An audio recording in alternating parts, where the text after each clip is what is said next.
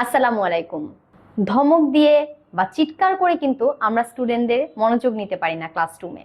বরং আমরা যদি একটু সুরে সুরে কোনো একটা সেন্টেন্স বলি, একটু এমন কোনো ওয়ার্ম আপ করি যেটাতে স্টুডেন্টরা আনন্দ পায়, তাহলেই কিন্তু তারা বোর্ডের দিকে নজর দিবে বা টিচারের কথা মনোযোগ দিয়ে শুনবে।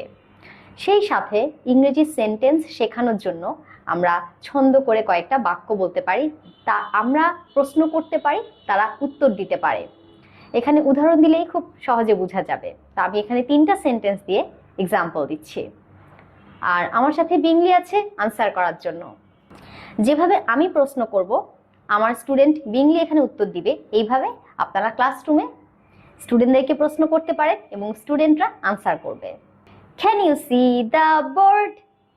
Yes, I can. বিংলি বলেছে ইয়েস আই ক্যান। আমি জিজ্ঞাসা করেছিলাম can you see the board?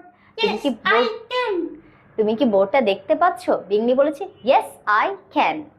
ঠিক একইভাবে আমরা যদি স্টুডেন্টদেরকে জিজ্ঞাসা করি can you see the board, তারা উত্তর দিবে ইয়েস আই ক্যান। তারপর Yes, I can. গুড। এরপর আমি বলতে পারি ফুল সেন্টেন্সে আনসার দাও। Answer in full sentence. Yes, I can see the board. তুমি আমার সুরে বলো yes I can see the board.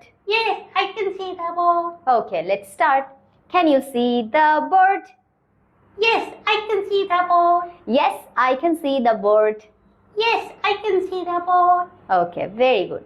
Try করছো, হচ্ছে একটু একটু। Did you go to the zoo? Yes, I did. Yes I did. Yes, I did. Yes I went to the zoo. Yes, I went to the zoo. Good. Next question, do you have a bag? Yes, I have. Yes I have. Yes, I have. Do you have a bag? Yes, I have. Now answer in full sentence. Yes, I have a bag. Yes, I have a bag. Thank you so much, বিংলি। এইভাবে আমরা স্টুডেন্টদেরকে একটু সুর বা ছন্দ করে প্রশ্ন করতে পারি ইংরেজিতে, তারা আনসার দিবে এবং একই সাথে টিচারের কথা মনোযোগ দিয়ে শুনবে। Thanks for watching. আসসালামু আলাইকুম।